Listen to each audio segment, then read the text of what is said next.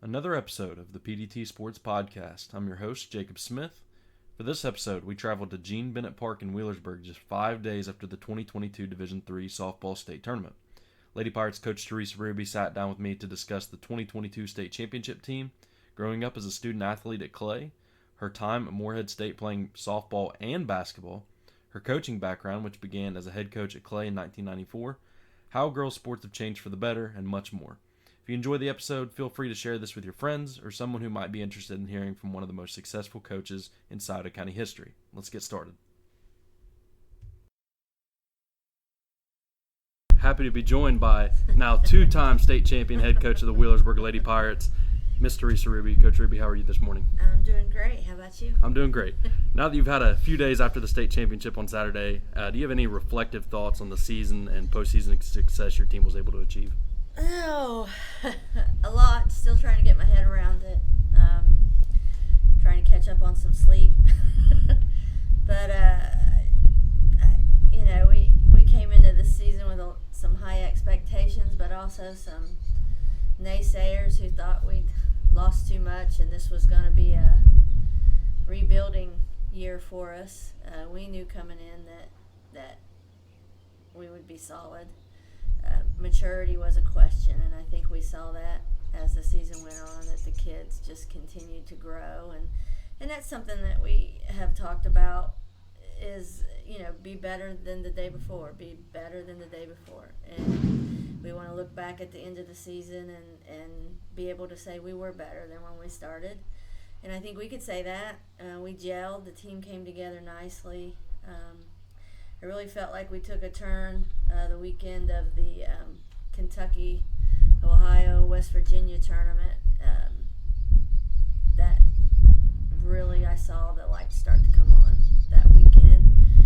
And, I think what I liked about us in the tournament is that, during the season we were able to have big hits, home runs, and some power hitting. And I saw in the tournament what you like to see, and that was we were able to manufacture runs. Before we dive any deeper into this season, the 2022 season, let's backtrack to the summer of 2018.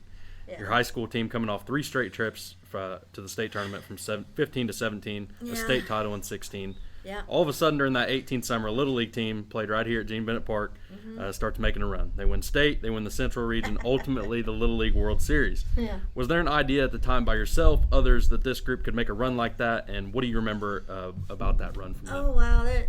It's a ton of talent on that team. And for them to win the Little League World Series was amazing. And to be able to watch it on TV and a lot of talk, bet you can't wait to get your hands on those kids, Teresa. And yeah, I was truly very excited. But again, a lot can happen between Little League and high school, and how many kids are going to stick with it. Are they going to continue to have that passion and want to work for it? So that's been the plus of all this, is that these kids still, and I say I should call them young ladies, these young ladies still have such a fire and a passion for the game and for the work ethic that it takes to do what they've been able to do. So yeah, that's been the plus of all this. Were you impressed by their poise at the time? They were able to play against the best teams in the world, come out on top? Yeah, it was amazing. Yeah, they're on national TV, and it kind of alluded to that when we were playing in the state tournament, that, this is nothing for a lot of you guys. You're on national TV. TV's in your, cameras in your face the whole time, and there's going to be just a few here, and primarily just an Ohio broadcast. So this is going to be a little thing for you. Coach, how much of it, being a successful head coach, is having a strong coaching staff? It seems like you have great relationships with Coach Reitzel, Conley, Conkey, and Sawyers. They're an amazing group.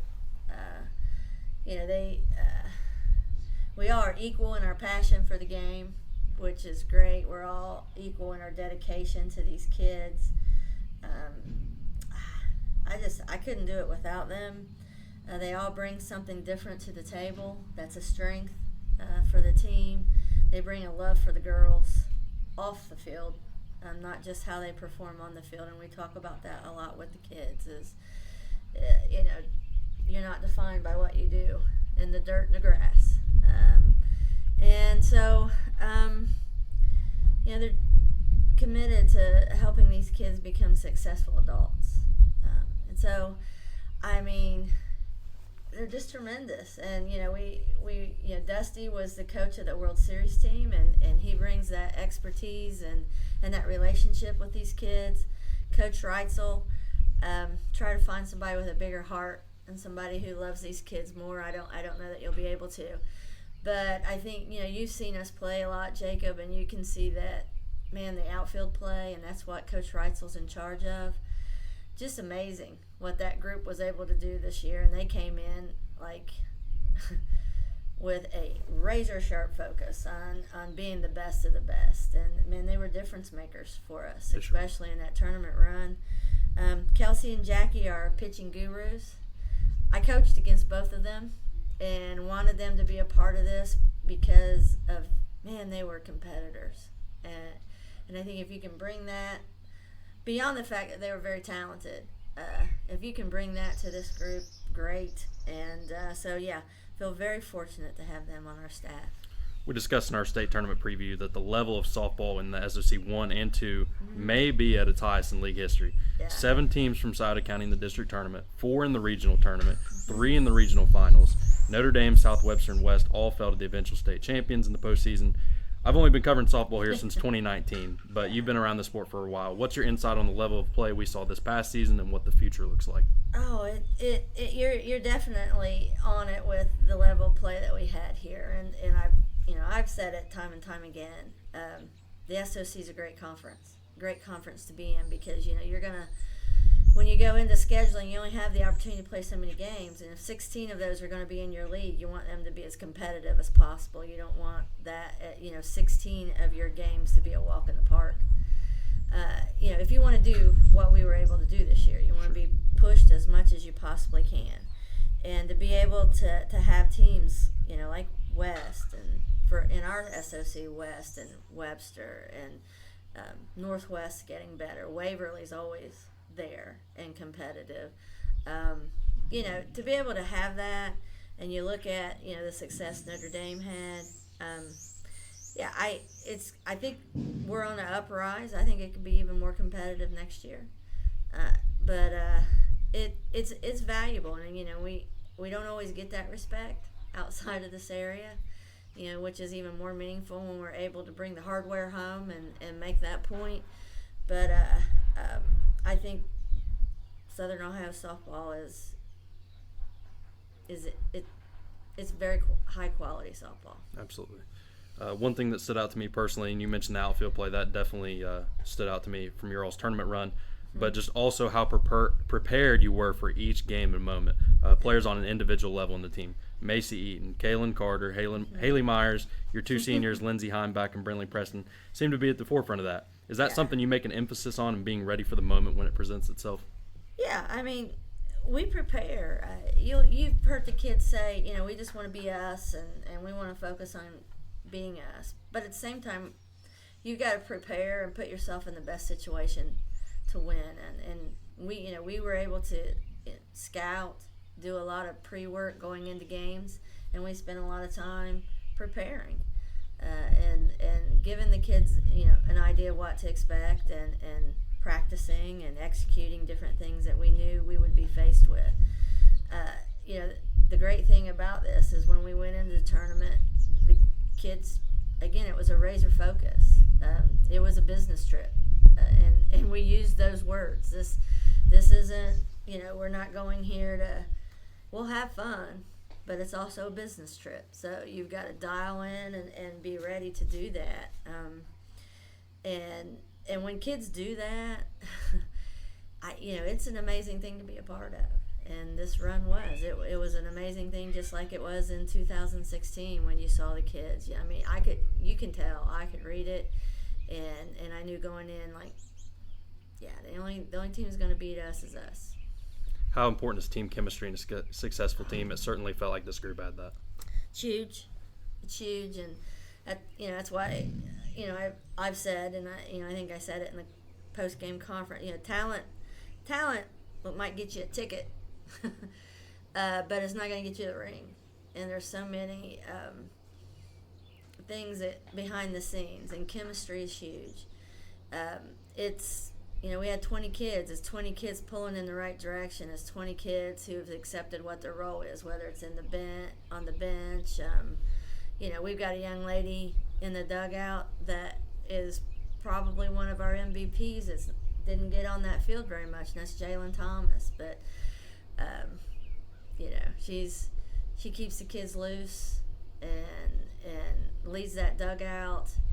Those are things, if you're not all pulling in the right direction, and it only takes one or two to get you off course, it won't work. It just won't work. In general, not just with this team, but what are the importance of having high standards on an individual and team basis? Well, it's like, I don't want to say it's running a business, but you got to have a standard, and it's not about the coaches holding the kids to the standard. It's about the kids holding each other to a standard, and kids got to be able to talk to one another, saying, "Hey, pick it up," or, and that standard is set just not in this high school. We've got our little league kids up here. They watch these kids play.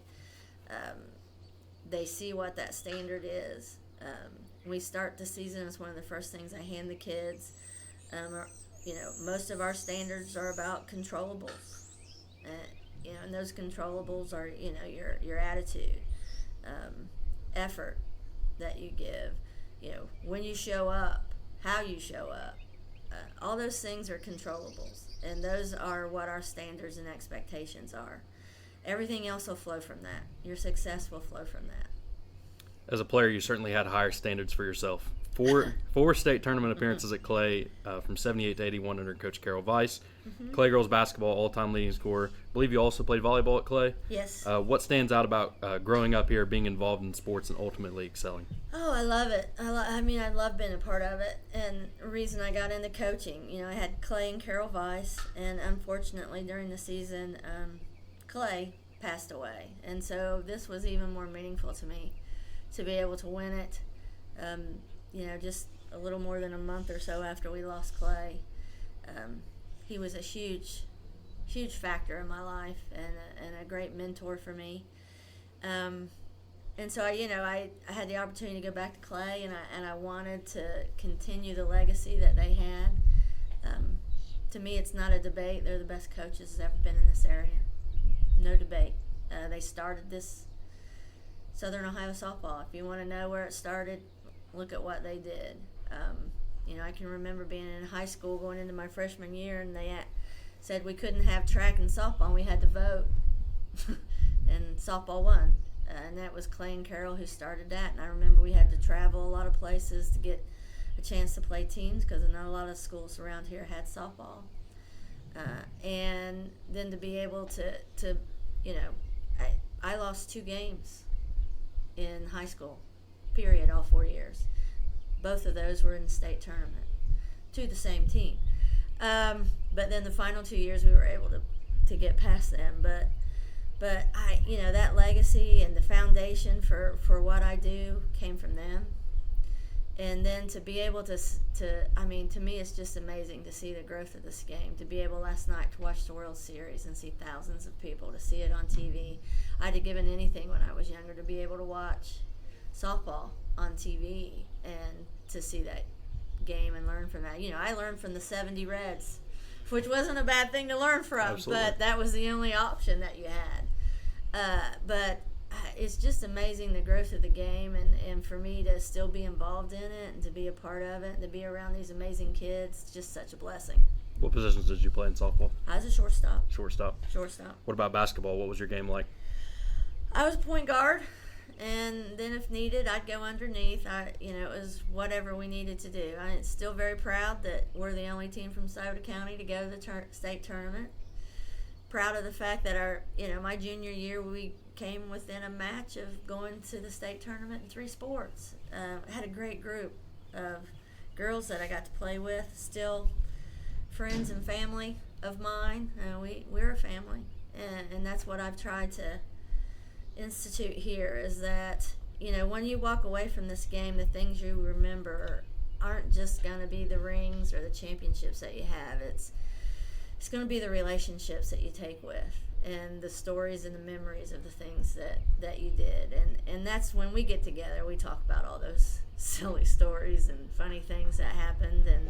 And those are the things we shared when I was at Clay's visitation and his funeral and stuff. And, we laughed a whole lot. Cried, but we laughed a whole lot. And that's what I want these girls to have. And if they walk away from this, and, I see it with my 2016 group, they're still in touch and they're still together and doing things, and they still come back and they still support this program, and that fills my heart. You mentioned, you kind of discussed it, how girls sports have changed. What's some of the major ways that they've changed over the years? Well, certainly there's the investment of money. I can remember, we had one set of uniforms.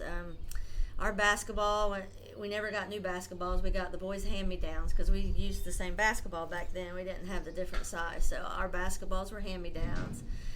We always got the leftover hours in the gym, or our field was rough in the beginning, so it was hard to find that commitment of resources, and it was just kind of like a byproduct. I can remember winning state and coming back, and we didn't have big parades. We came back and our parents met us at the parking lot and we went home. But it's the resources, just the energy around it. People love watching the game. You've seen some of our games. There's a lot of people there, and a lot of excitement. And it's not just the people that from Wheelersburg or the team that we're playing. There's people there just because they like watching the game, and they like seeing two teams battle it out, and that is nice. And then the develop of the female athlete. You just see kids today that are putting the work in the weight room and the fitness. That's huge, I think, that has really changed the game, because some of these girls are beasts. For sure. You graduated from Clay and go on to attend Morehead State, where you played both basketball and softball. Mm-hmm. Was it hard to balance that, and did you enjoy being an Eagle during your time at Morehead?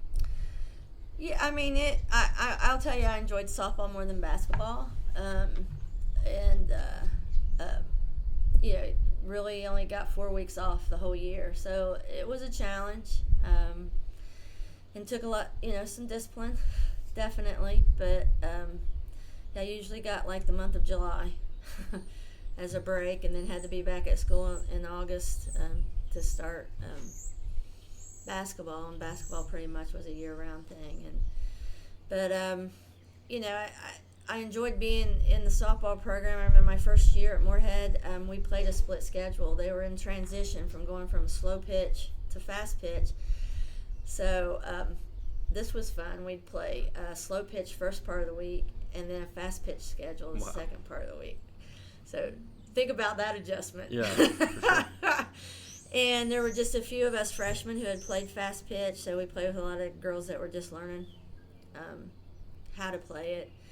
But then by the end of the year, we finished the season, 20-something and 10 or something, and had a great year just playing full fast pitch.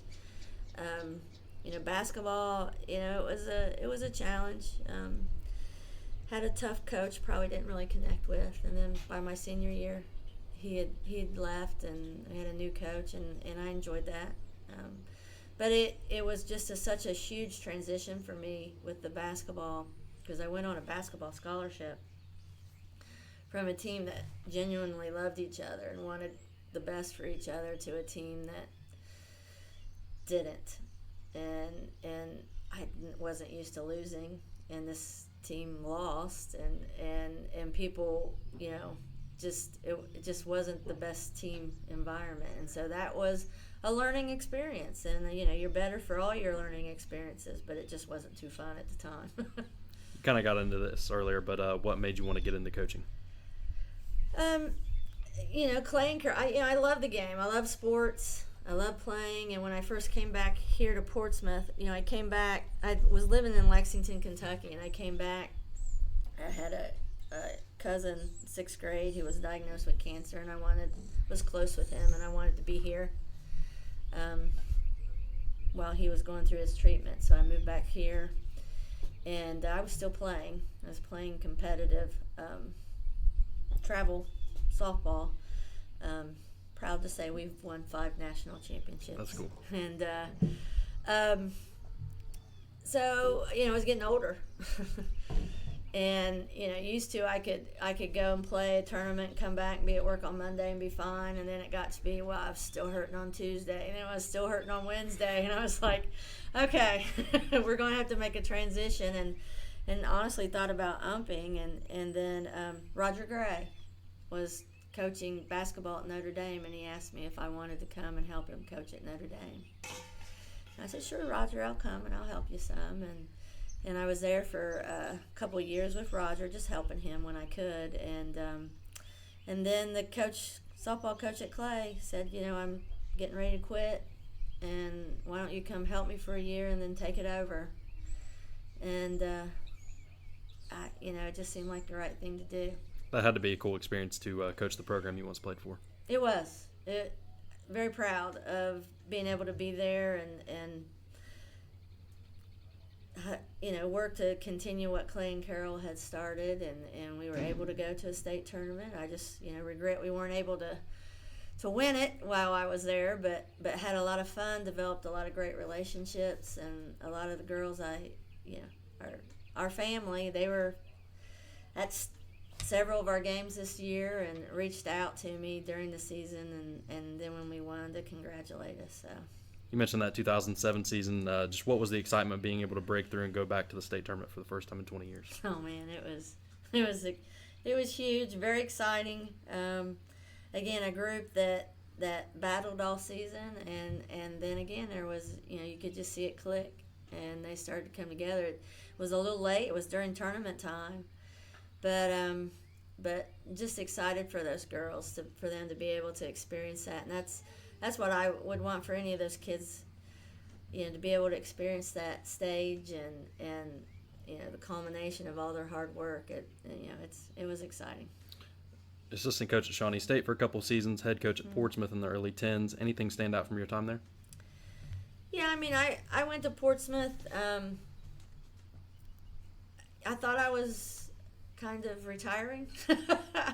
I'd left Shawnee. My mom was sick at the time, and I thought going to Shawnee, not being a head coach, would give me more time to be able to help her and be there for her. And it was still very time consuming.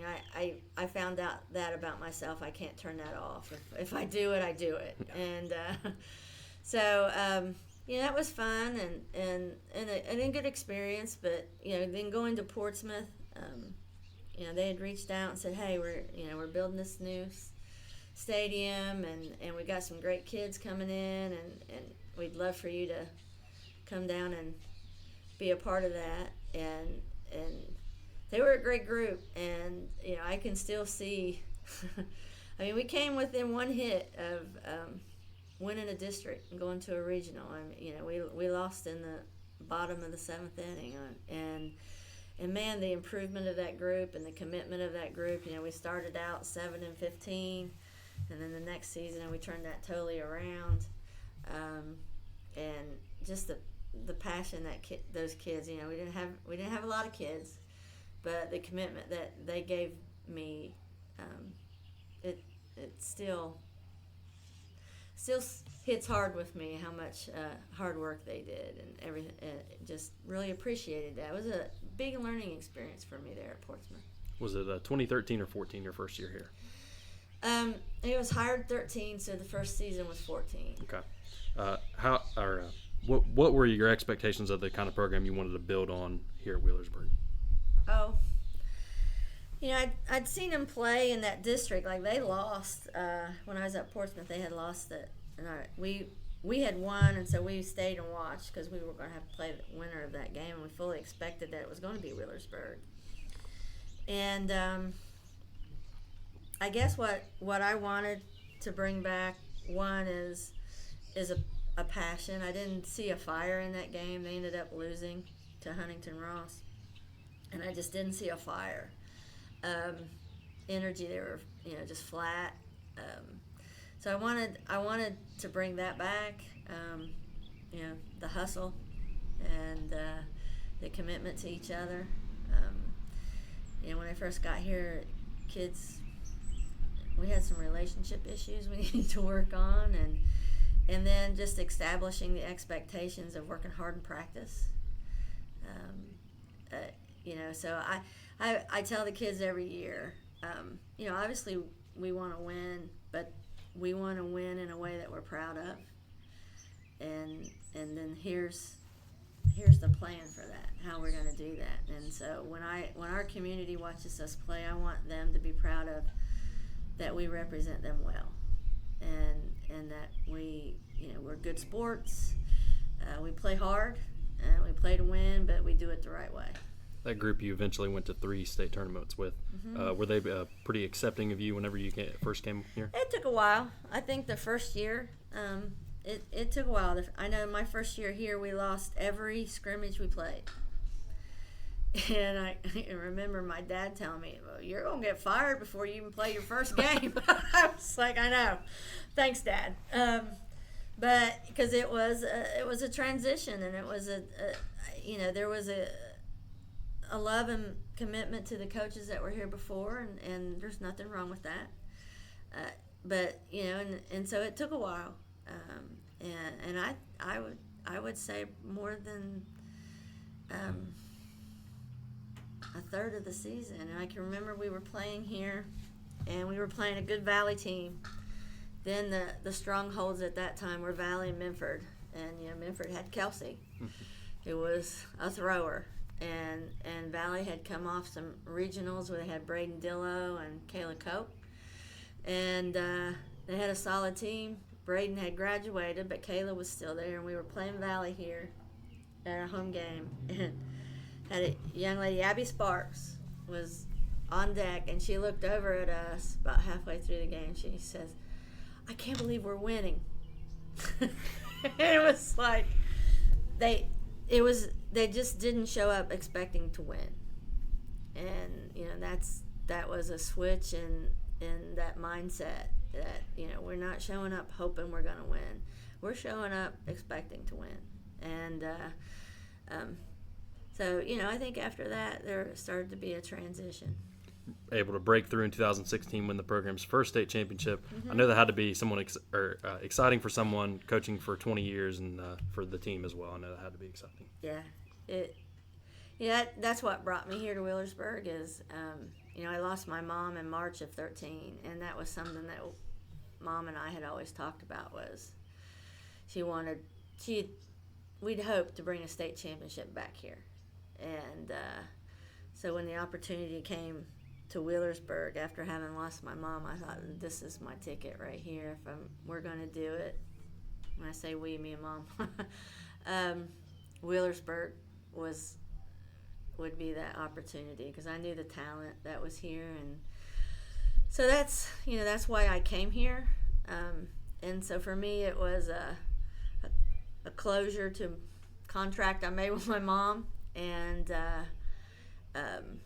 for those kids, just to see like the joy, and you've seen it now with our kids, just a pure joy that comes from the winning, and not many get that, but that 16 team was a special group. I know I was asked, which 20 or 16. The 16 team was real gritty, and they fought to make that happen. A lot of talent on that team, and just a special group I still love and stay in touch with.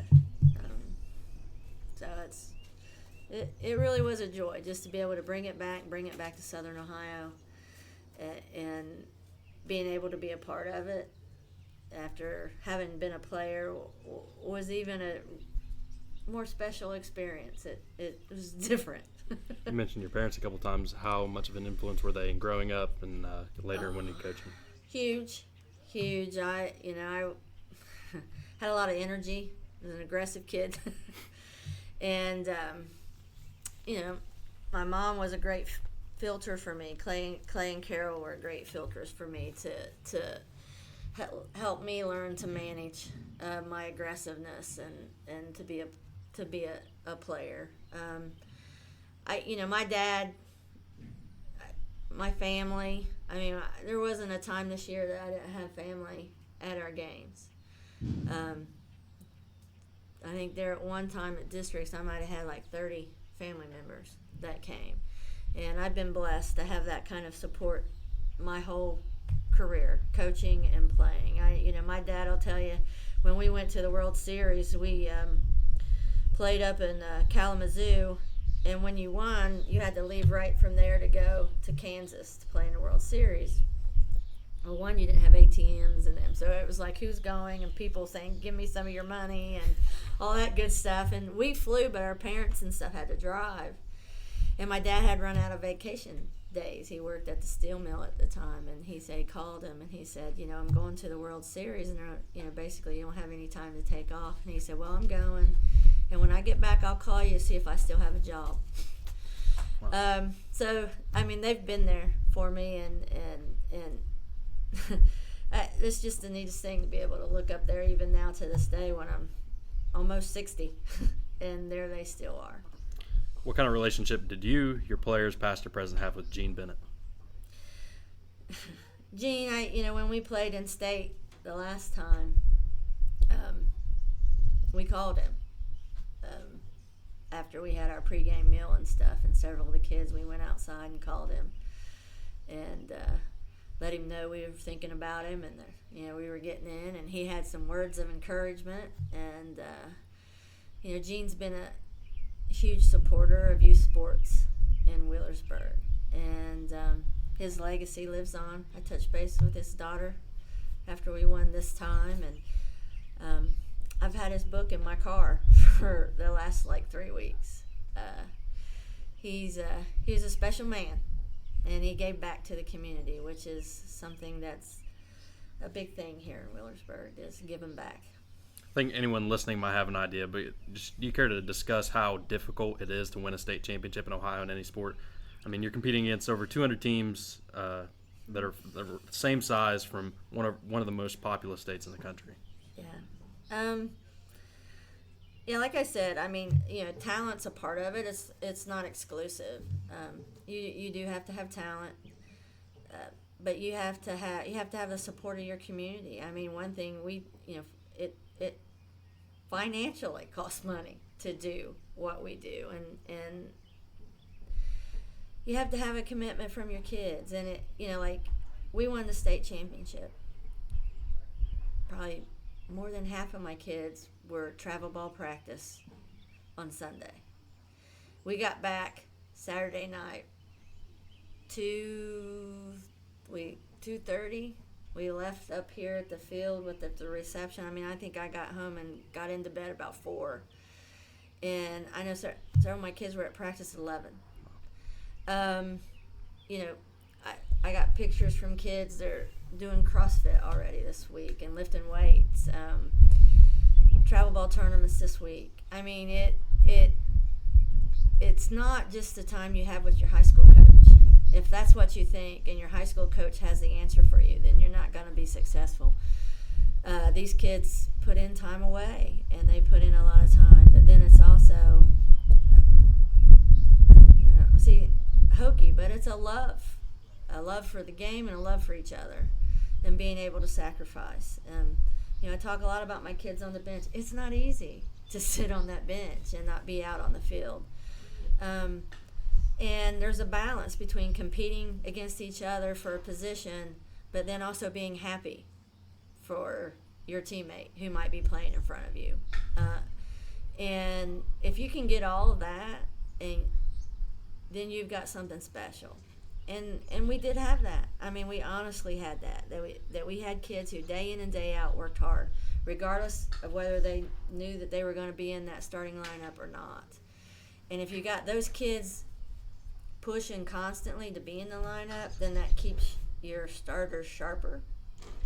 And, iron sharpens iron. And so, I can remember in 2016 when we had that team, talented team throughout. It probably might have been deeper than this team that we won with. And we had one scrimmage and decided we got more out of scrimmaging each other. But, you could have your bench kids just be like, I'm done, and check out. And, and we've told our kids before we start tournament, if you're not okay with what your role is right now, then tell us and be done today instead of bringing everybody else down. And that's a behavior thing, even with our seniors. If you're 1 for 4 and we're winning by 10 and you're not happy, then that's the same mentality as being 4 for 4 and we're losing 10-0 and you're happy. It's about an us thing.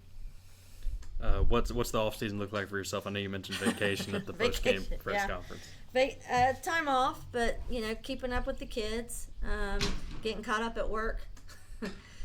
These last couple of weeks kind of engulfs everything, and so I get caught up at work. Just enjoying it, just trying to enjoy it, and we start weights and conditioning and stuff officially in December. But, a lot of the kids are playing, and so I'll try to keep up with them and catch a game or two when I can. Just enjoy the moment. Coach, anything else you want to add? Just a huge appreciation and a thank you to our community for the tremendous amount of support that they gave us. We have a lot of people that step forward, that call and say, what do you need? What can I do for you? Totally unsolicited.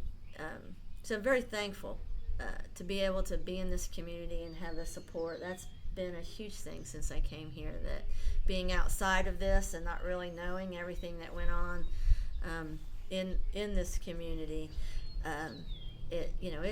it's a blessing and such a positive for the kids here. And the kids, I know you've heard them say it, totally unsolicited, how thankful they are to be in this community and the support that they get. So they're appreciative, and they know it, and they see it, and they're thankful for it. Just to my kids, what a joy. I told them, thank you for letting me be a part of this ride. And it was an amazing ride when it comes all together like that. And, and to you guys, for the support and the coverage. Like I said, I can remember the day when girls sports, was a subline, and you guys definitely put a lot of time in and coverage for the kids, and I'm glad that they get what's due for them after all their hard work. Absolutely, and they deserve it. Coach, thank you so much for the time this morning. Yeah. Already looking forward to next spring. It'll probably be here before we know it. It will be, you know it. All right, Thanks, Jacob. Thank you, Coach.